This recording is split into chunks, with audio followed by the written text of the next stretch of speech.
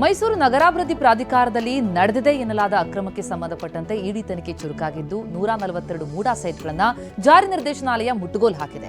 ಅಕ್ರಮ ನಡೆದಿದೆ ಅಂತ ಇಡಿ ಅಧಿಕಾರಿಗಳು ಎಕ್ಸ್ನಲ್ಲಿ ತನಿಖೆಯ ಅಪ್ಡೇಟ್ ಪೋಸ್ಟ್ ಮಾಡಿದ್ದಾರೆ. ಇಡಿ 142 ನಿವೇಶನ ತಾತ್ಕಾಲಿಕ ಮುಟ್ಟುಗೋಲು ವಿಚಾರಕ್ಕೆ ದೂರುದಾರ ಸ್ನೇಹಮಿ ಕೃಷ್ಣ ಪ್ರತಿಕ್ರಿಯಿಸಿ, ಇದು ನನ್ನ ಹೋರಾಟಕ್ಕೆ ಸಿಕ್ಕ ಜಯ. ನಾನು ಸಿಎಂ ಸಿದ್ದರಾಮಯ್ಯ ಅವರ ವಿರುದ್ಧ ಮಾತ್ರ ದೂರು ಕೊಟ್ಟಿಲ್ಲ. ಇಡಿ ತನಿಖೆಗೆ ಅವಕಾಶ ಇಲ್ಲ ಎಂದವರಿಗೆ ಇದರಿಂದ ಉತ್ತರ ಸಿಕ್ಕಿದೆ ಎಂದಿದ್ದಾರೆ. ಇಡಿಯಿಂದ ಮೂಡಾ ಹಗರಣದ ತನಿಖೆ ಅಪ್ಡೇಟ್ಸ್ ವಿಚಾರಕ್ಕೆ ಸಚಿವ ಪ್ರಿಯಾಂಕ್ ಖರ್ಗೆ ಬಿಜೆಪಿ ವಿರುದ್ಧ ಕೆಂಡ ಕಾರಿದ್ದಾರೆ. ಬಿಜೆಪಿಯವರು ಮೂಡಾದಲ್ಲಿ ಎಷ್ಟು ಆಳಕ್ಕೆ ಹೋಗಿದ್ದಾರೆ, ಕಿಯೋನಿಕ್ಸ್ ಹಾಗೂ ಬೇರೆ ಪ್ರಕರಣಗಳಲ್ಲಿ ಎಷ್ಟು ಆಳಕ್ಕೆ ಹೋಗ್ತಾರೆ ಅಷ್ಟು ಅವರಿಗೆ ಅವಮಾನ ಆಗುತ್ತೆ, ಅವರೇ ಮೂಗು ಕೊಯ್ದುಕೊಳ್ತಾರೆ ಎಂದಿದ್ದಾರೆ. ಸಿಎಂ 14 ಸೈಟ್ ಪಡೆದುಕೊಂಡಿದ್ದಾರೆ ಅಂತ ಬಿಜೆಪಿ ರಾಜ್ಯಾಧ್ಯಕ್ಷ ವಿಜೇಂದ್ರ ಹೇಳಿದ್ದಾರೆ. ಬಡವರ ಪಾಲಾಗಬೇಕಾದ ನಿವೇಶನಗಳು ದಲ್ಲಾಳಿಗಳ ಪಾಲಾಗಿದೆ. ಇದರಿಂದ ಸರ್ಕಾರಕ್ಕೆ ಮೂಡಾಗೆ ಸಾವಿರಾರು ಕೋಟಿ ನಷ್ಟ ಆಗಿದೆ. ಸ್ನೇಹಮಯಿ ಕೃಷ್ಣ ಅವರಿಗೆ ಅಭಿನಂದನೆ ಸಲ್ಲಿಸುತ್ತೇನೆ ಎಂದರು ವಿಜೇಂದ್ರ. ಮೈಸೂರಿನ ಮೂಡಾ ಹಗರಣ ಸೈಟ್ ಹಂಚಿಕೆಯಲ್ಲಿ ಹಗರಣ ಆಗಿದೆ ಅಂತ ಬಿಜೆಪಿ ರಾಜ್ಯಾಧ್ಯಕ್ಷ ವಿಜೇಂದ್ರ ಹೇಳಿದ್ದಾರೆ. ಈಗಾಗಲೇ ಬಂಡತನ ಬಿಟ್ಟು ಸಿಬಿಐ ತನಿಖೆಗೆ ವಹಿಸಬೇಕು, ಮುಖ್ಯಮಂತ್ರಿ ಸ್ಥಾನಕ್ಕೆ ಸಿದ್ದರಾಮಯ್ಯ ರಾಜೀನಾಮೆ ಕೊಡಬೇಕು ಅಂತಲೂ ಆಗ್ರಹಿಸಿದ್ದಾರೆ. ಸಚಿವರಿಗೆ ಎಐಸಿಸಿ ಅಧ್ಯಕ್ಷ ಮಲ್ಲಿಕಾರ್ಜುನ ಖರ್ಗೆ ಎಚ್ಚರಿಕೆ ವಿಚಾರಕ್ಕೆ ಪ್ರಿಯಾಂಕ್ ಖರ್ಗೆ ಪ್ರತಿಕ್ರಿಯಿಸಿದ್ದಾರೆ. ಎಲ್ಲ ಡಿಸಿಷನ್ ಖರ್ಗೆ ಹೈಕಮಾಂಡ್ ಮಾಡುತ್ತೆ. ಸಿದ್ದರಾಮಯ್ಯ ಡಿಕೆ ಕೂಡ ಅದೇ ಹೇಳಿದ್ದಾರೆ. ಮಾಧ್ಯಮದ ಮುಂದೆ ಎಲ್ಲ ನಮ್ಮ ಮುಂದೆ ಮಾತಾಡಲಿ, ಎಲ್ಲಾ ತೀರ್ಮಾನ ಹೈಕಮಾಂಡ್ ಮಾಡ್ತೇವೆ, ಹೈಕಮಾಂಡ್ ನಿರ್ಧರಿಸುತ್ತೆ ಅಂತ ಸ್ಪಷ್ಟ ಸಂದೇಶ ಸಾರಿದ್ದಾರೆ ಎಂದರು. ಆದಷ್ಟು ಬೇಗ ಬಿಜೆಪಿ ರಾಜ್ಯಾಧ್ಯಕ್ಷರ ಆಯ್ಕೆ ಮಾಡ್ತೀವಿ ಅಂತ ಕೇಂದ್ರ ಸಚಿವ ಶಿವರಾಜ್ ಸಿಂಗ್ ಚೌಹಾಣ್ ಹೇಳಿದ್ದಾರೆ. ಬೆಂಗಳೂರಿನಲ್ಲಿ ಮಾತನಾಡಿದ ಚೌಹಾಣ್, ಆದಷ್ಟು ಬೇಗ ಚುನಾವಣಾ ಪ್ರಕ್ರಿಯೆ ನಡೆಯಲಿದೆ. ನಮ್ಮ ಪಕ್ಷದಲ್ಲಿ ಬೂತ್ ಕಮಿಟಿ ಅಧ್ಯಕ್ಷ ಸ್ಥಾನದಿಂದ ರಾಜ್ಯಾಧ್ಯಕ್ಷರವರೆಗೂ ಚುನಾವಣೆ ನಡೆಸಿ ಆಯ್ಕೆ ಮಾಡ್ತೇವೆ. ಎಲ್ಲರೂ ಸೇರಿ ಚರ್ಚಿಸಿ ರಾಜ್ಯಾಧ್ಯಕ್ಷರ ಆಯ್ಕೆ ಮಾಡ್ತೇವೆ ಎಂದರು. ಸೈಫ್ ಅಲಿ ಖಾನ್ ಹೆಲ್ತ್ ಇನ್ಶೂರೆನ್ಸ್ ದಾಖಲೆ ಸೋರಿಕೆಯಾಗಿದೆ. ಶಸ್ತ್ರಚಿಕಿತ್ಸಾ ವೆಚ್ಚ 35 ಲಕ್ಷಕ್ಕೆ ಆಸ್ಪತ್ರೆ ಕ್ಲೇಮ್ ಮಾಡಿದೆ. ಇನ್ಶೂರೆನ್ಸ್ ಕಂಪನಿಯಿಂದ 25 ಲಕ್ಷ ಹಣ ಮಂಜೂರಾಗಿದೆ. ಕ್ಲೇಮ್ ರಿಪೋರ್ಟ್ನಲ್ಲಿ ಡಿಸ್ಚಾರ್ಜ್ ದಿನಾಂಕವೂ ನಮೂದಾಗಿದೆ. Niva Bupa health insurance policy Saif ಹೊಂದಿದ್ದು ಸೋಷಿಯಲ್ ಮೀಡಿಯಾದಲ್ಲಿ ದಾಖಲೆಗಳು ವೈರಲ್ ಆಗ್ತಿವೆ. ಸೈಫ್ ಅಲಿ ಖಾನ್ ಅವರನ್ನ ಲೀಲಾವತಿ ಆಸ್ಪತ್ರೆಗೆ ಕರೆದೊಯ್ದ ಆಟೋ ಚಾಲಕ ಭಜನ್ ಸಿಂಗ್ ರಾಣಾ ಅಂದು ನಡೆದ ಘಟನೆ ಬಗ್ಗೆ ಎಳೆಯಾಗಿ ಬಿಚ್ಚಿಟ್ರು. ಸೈಫ್ ಅಲಿ ಖಾನ್ ರಕ್ತಸಿಕ್ತಗೊಂಡಿದ್ದು, ಮೊದಲು ಸೈಫ್ ಅಲಿ ಖಾನ್ ಅವರನ್ನ ಗುರುತಿಸಲಿಕ್ಕಾಗಲಿಲ್ಲ. ಸೈಫ್ ಜೊತೆ ಮಗ ತೈಮೂರ್ 50 ವರ್ಷದ ವ್ಯಕ್ತಿ ಇದ್ರು. ಆಸ್ಪತ್ರೆಗೆ ಹೋದಾಗ ಸೈಫ್ ಅಲಿ ಖಾನ್ ಅಂತ ಗೊತ್ತಾಯಿತು ಎಂದಿದ್ದಾರೆ. ಸೈಫ್ಗೆ ಚಾಕು ಇರಿತದ ದಿನ ಏನೇನಾಯಿತು ಅಂತ ಆಟೋ ಚಾಲಕ ಭಜನ್ ಸಿಂಗ್ ಹೇಳಿದ್ದಾರೆ. ಅಂದು ಬೆಳಗಿನ ಜಾವ 2:45ರಿಂದ 3 ಗಂಟೆ ವೇಳೆ ಬಾಂದ್ರಾ ಪಶ್ಚಿಮದಲ್ಲಿರುವ ಅಪಾರ್ಟ್ಮೆಂಟ್ ಬಳಿ ಮಹಿಳೆಯೊಬ್ಬರು ಕೂಗಿಕೊಂಡಿದ್ರು. ಆಟೋ ಯೂಟರ್ನ್ ತೆಗೆದುಕೊಂಡು ಅಪಾರ್ಟ್ಮೆಂಟ್ ಬಳಿ ಹೋದೆ. ಒಬ್ಬ ವ್ಯಕ್ತಿ ರಕ್ತದ ಮಡುವಿನಲ್ಲಿದ್ರು. ಆ ವ್ಯಕ್ತಿ ಧರಿಸಿದ್ದ ಕುರ್ತಾ ಸಂಪೂರ್ಣವಾಗಿ ಕೆಂಪು ಬಣ್ಣಕ್ಕೆ ತಿರುಗಿತ್ತು. ನಂತರ ಅವರನ್ನ ಲೀಲಾವತಿ ಆಸ್ಪತ್ರೆಗೆ ಕರೆದೊಯ್ದೆ ಅಂತ ನಡೆದ ಘಟನೆ ವಿವರಿಸಿದ್ದಾರೆ.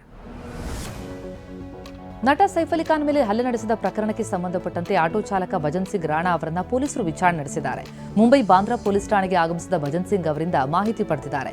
ಗುರುವಾರ ನಸುಕಿನ ಜಾವ ಸೈಫ್ ಅಲಿ ಖಾನ್ ಅವರನ್ನ ಲೀಲಾವತಿ ಆಸ್ಪತ್ರೆಗೆ ಕರೆದೊಯ್ದ ಕುರಿತು ಮಾಹಿತಿ ಸಂಗ್ರಹಿಸಿದ್ದಾರೆ. ಸೈಫ್ ಅಲಿ ಖಾನ್ ಮೇಲೆ ದಾಳಿ ನಡೆಸಿದ ಆರೋಪಿಯ ಮತ್ತೊಂದು ವಿಡಿಯೋ ರಿವೀಲ್ ಆಗಿದೆ. ಕೃತ್ಯ ಎಸಗಿದ ಬಳಿಕವೂ ಆರೋಪಿ ಮುಂಬೈನಲ್ಲಿ ಓಡಾಡಿಕೊಂಡಿದ್ದು ಬಹಿರಂಗ ಆಗಿದೆ. ಗುರುವಾರ ಬೆಳಗ್ಗೆ 9 ಗಂಟೆ ಸುಮಾರಿಗೆ ದಾದರ್ನ ಕಬೂತರ್ ಖಾನಾ ಪ್ರದೇಶದಲ್ಲಿರುವ ಮೊಬೈಲ್ ಅಂಗಡಿಗೆ ಹೋಗಿ ಹೆಡ್ಫೋನ್ ಖರೀದಿಸಿದ್ದು ದೃಶ್ಯ ಸೆರೆಯಾಗಿದೆ. ಮಂಗಳೂರಿನ ಕೋಟೆಕಾರು ವ್ಯವಸಾಯ ಸೇವಾ ಸಹಕಾರಿ ಬ್ಯಾಂಕ್ನಲ್ಲಿ ದರೋಡೆ ಪ್ರಕರಣಕ್ಕೆ ಸಂಬಂಧಿಸಿ ಉಳ್ಳಾಲ ಪೊಲೀಸ್ ಠಾಣೆಯಲ್ಲಿ ದೂರು ದಾಖಲಾಗಿದೆ. ಆದರೆ ಬ್ಯಾಂಕ್ ನಡೆ ಅನುಮಾನಕ್ಕೆ ಕಾರಣ ಆಗಿದೆ. ನಿನ್ನೆ 10 ರಿಂದ 12 ಕೋಟಿ ಮೌಲ್ಯದ ನಗದು ಮತ್ತು ಚಿನ್ನ ದರೋಡೆ ಎಂದಿದ್ದ ಬ್ಯಾಂಕ್ ದೂರಿನಲ್ಲಿ 4 ಕೋಟಿ ಮೌಲ್ಯ ಅಂತ ನಮೂದಿಸಿದೆ. ಎಟಿಎಂ ಮೆಷಿನ್ಗೆ 5,80,000 ಹಣ ತುಂಬದೆ ವಂಚನೆ ಮಾಡಿದಂತಹ ಆರೋಪ ಮೈಸೂರು ಜಿಲ್ಲೆ ಬಿಳಿಕೆರೆ ಠಾಣೆ ವ್ಯಾಪ್ತಿಯಲ್ಲಿ ಕೇಳಿಬಂದಿದ್ದು, ವಂಚನೆ ಮಾಡಿದ ಸಿಬ್ಬಂದಿ ಸೇರಿ 2 ವಿರುದ್ಧ ಎಫ್ಐಆರ್ ಆಗಿದೆ. ಎಟಿಎಂಗೆ ಹಣ ಹಾಕ್ತಾ ಇದ್ದಂತಹ ಟಿಎಲ್ ಎಂಟರ್ಪ್ರೈಸಸ್ ಸಿಬ್ಬಂದಿ ಅಕ್ಷಯನಿಂದ ಕೃತ್ಯ ನಡೆದಿದ್ದು, ಪೊಲೀಸರು ಆತನನ್ನು ವಶಕ್ಕೆ ಪಡೆದಿದ್ದಾರೆ. 3 ದಿನ 3 ಜಿಲ್ಲೆಗಳಲ್ಲಿ ದರೋಡೆ ಹಿನ್ನೆಲೆ ಬೆಂಗಳೂರು ಪೊಲೀಸರು ಫುಲ್ ಅಲರ್ಟ್ ಆಗಿದ್ದಾರೆ. ಪೊಲೀಸ್ ಕಮಿಷನರ್ ದಯಾನಂದ್ ಪೊಲೀಸ್ ಅಧಿಕಾರಿಗಳಿಗೆ ಕಟ್ಟುನಿಟ್ಟಿನ ಸೂಚನೆ ಕೊಟ್ಟಿದ್ದಾರೆ. ಎಲ್ಲಾ ಎಟಿಎಂ ಸೆಂಟರ್ ಬ್ಯಾಂಕ್ಗಳಲ್ಲಿ ಅಲರ್ಟ್ ಆಗಿರುವಂತೆ ಬ್ಯಾಂಕ್ ಎಟಿಎಂ ಸೆಕ್ಯೂರಿಟಿ ಏಜೆನ್ಸಿಗಳಿಗೆ ಸೂಚಿಸಿದ್ದಾರೆ. ಬ್ಯಾಂಕ್ ದರೋಡೆ ಪ್ರಕರಣಗಳು ಹೆಚ್ಚಳವಾದ ಹಿನ್ನೆಲೆ ಕೋಲಾರ ಜಿಲ್ಲಾ ಪೊಲೀಸರು ಕೂಡ ಫುಲ್ ಅಲರ್ಟ್. ಬ್ಯಾಂಕ್ ಅಧಿಕಾರಿಗಳ ಜೊತೆ ಕೋಲಾರ ಎಸ್ಪಿ ನಿಖಿಲ್ ಮೀಟಿಂಗ್ ಮಾಡಿದ್ದು, ಕೋಲಾರ ಎಸ್ಪಿ ಕಚೇರಿಯಲ್ಲಿ ಸಭೆ ನಡೆದಿದೆ.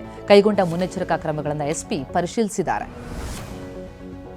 ಚಿಕ್ಕಮಗಳೂರಿನಲ್ಲಿ ಖತರ್ನಾಕ್ ಗ್ಯಾಂಗ್ ಆಕ್ಟಿವ್ ಆಗಿದೆ. ಮನೆಯಲ್ಲಿದ್ದ ಚಿನ್ನ, ನಗದು ದೋಚಿ ಖದೀಮರ ಗ್ಯಾಂಗ್ ಪರಾರಿಯಾಗಿದೆ. ಸಿಸಿ ಕ್ಯಾಮೆರಾಗಳನ್ನು ಧ್ವಂಸ ಮಾಡಿ ಹಿರೇಮಗಳೂರು ಗ್ರಾಮದ ಮನೆಗಳಿಗೆ ಎಂಟ್ರಿ ಕೊಟ್ಟು ಖದೀಮರು ಕೈಚಳಕ ತೋರಿದ್ರು. ಮುಸುಕುದಾರಿ ಗ್ಯಾಂಗ್ನ ಈ ಕೃತ್ಯದಿಂದ ಗ್ರಾಮದವರಲ್ಲಿ ಆತಂಕ ಹೆಚ್ಚಾಗಿದೆ. ಕೊಪ್ಪಳ ಜಿಲ್ಲೆ ಕನಕಗಿರಿಯಲ್ಲಿ ಅನಧಿಕೃತ ಅಂಗಡಿಗಳ ತೆರವು ಕಾರ್ಯಾಚರಣೆ ನಡೆದಿದ್ದು ವಾಲ್ಮೀಕಿ ಸರ್ಕಲ್ ಬಳಿ ಯಾವುದೇ ಪರವಾನಗಿ ಪಡೆದೇ ನಿರ್ಮಾಣವಾಗಿದ್ದ ಗೂಡಂಗಡಿಗಳನ್ನು ಜೆಸಿಬಿ ಮೂಲಕ ತೆರವುಗೊಳಿಸಲಾಗಿದೆ. 3 ಬಾರಿ ನೋಟಿಸ್ ಕೊಟ್ಟರೂ ಮಾಲೀಕರು ತೆರವು ಮಾಡಿರಲಿಲ್ಲ. ಉಡುಪಿ ಜಿಲ್ಲೆ ಕಾಪುವಿನಲ್ಲಿ ಸಿನಿಮೀಯ ಸ್ಟೈಲ್ನಲ್ಲಿ ಕಳ್ಳತನವಾಗಿದೆ. ಬಸ್ ಸೇಲ್ ಮಾಡಿ ಮತ್ತೆ ಅದನ್ನ ಅಪ್ಪ ಮಗ ಕದ್ದು ತಂದಿದ್ದಾರೆ. ಸೆಕೆಂಡ್ ಹ್ಯಾಂಡ್ ಬಸ್ ಖರೀದಿಸಿದ್ದ ಉದ್ಯಮಿ ಕಕ್ಕಾಬಿಕ್ಕಿಯಾಗಿದ್ದಾರೆ. ಕಾಪುವಿನ ಸಮೀರ್ ಎಂಬುವರ ಬಳಿ ತುಮಕೂರಿನ ಕೊರಟಗೆರೆಯ ಸೈಯದ್ ಬಸ್ ಖರೀದಿ ಮಾಡಿದ್ರು. ಇದೀಗ ತುಮಕೂರಲ್ಲಿದ್ದ ಬಸ್ ಅನ್ನು ಸಮೀರ್ ಅಬ್ದುಲ್ ಕಳುವು ಮಾಡಿದ್ದಾರೆ ಅಂತ ಬಸ್ನ ಉದ್ಯಮಿ ತಂದೆ ಮಗನ ವಿರುದ್ಧ ಪ್ರಕರಣ ದಾಖಲಿಸಿದ್ದಾರೆ. ಚಿಕ್ಕಮಗಳೂರಿನ ಪಿಎಸ್ಐ ವಿರುದ್ಧ ಪತ್ನಿ ಮೇಲೆ ಹಲ್ಲೆ, ವರದಕ್ಷಿಣೆ ಕಿರುಕುಳ ಆರೋಪ ಕೇಳಿಬಂದಿದೆ.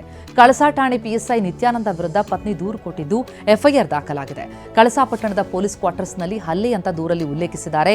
ಮಾನಸಿಕ ಹಿಂಸೆ, ಮಹಿಳೆಯರೊಂದಿಗೆ ಅನೈತಿಕ ಸಂಬಂಧ, ವರದಕ್ಷಿಣೆ ಕಿರುಕುಳ ಅಂತಲೂ ದೂರಿನಲ್ಲಿ ಉಲ್ಲೇಖಿಸಿದ್ದಾರೆ. ಬೀದರ್ನಲ್ಲಿ ಸ್ಯಾಟಲೈಟ್ ಪೆಲೋಡ್ ನೆಲಕ್ಕೆ ಬಿತ್ತು. ಹವಾಮಾನ ಬದಲಾವಣೆ ಅಳೆಯುವಂತಹ ಸ್ಯಾಟಲೈಟ್ ಪೆಲೋಡ್ ನಿನ್ನೆ ರಾತ್ರಿ 10 ಗಂಟೆಗೆ ಹೈದರಾಬಾದ್ನಿಂದ ಉಡಾವಣೆಯಾಗಿತ್ತು. ಬೆಳಗ್ಗೆ 7 ಗಂಟೆ ಸುಮಾರಿಗೆ ಜಲಸಂಗಿ ಗ್ರಾಮದಲ್ಲಿ ಪೆಲೋಡ್ ಬಿದ್ದಿದ್ದು ಜನ ಕೆಲಕಾಲ ಆತಂಕಕ್ಕೊಳಗಾದರು. ಮುಂಬೈ ಬಳಿ ರಸ್ತೆ ಅಪಘಾತದಲ್ಲಿ ಹಿಂದಿ ಕಿರುತೆರೆ ಯುವ ನಟ ಸಾವನ್ನಪ್ಪಿದ್ದಾರೆ. ಟ್ರಕ್ ಡಿಕ್ಕಿಯಾಗಿ ಕಾರ್ನಲ್ಲಿದ್ದ ನಟ ಅಮನ್ ಜೈಸ್ವಾಲ್ ಮೃತಪಟ್ಟಿದ್ದಾರೆ. ಕೆಲವು ಹಿಂದಿ ಧಾರಾವಾಹಿಗಳಲ್ಲಿ ಅಭಿನಯಿಸಿದ್ದ ಅಮನ್ ಜೈಸ್ವಾಲ್ ದೂರದರ್ಶನದಲ್ಲಿ ಧಾರ್ತಿ ಪುತ್ರಿ ನಂದಿನಿ ಶೋ ನಡೆಸಿಕೊಡ್ತಾ ಇದ್ರು.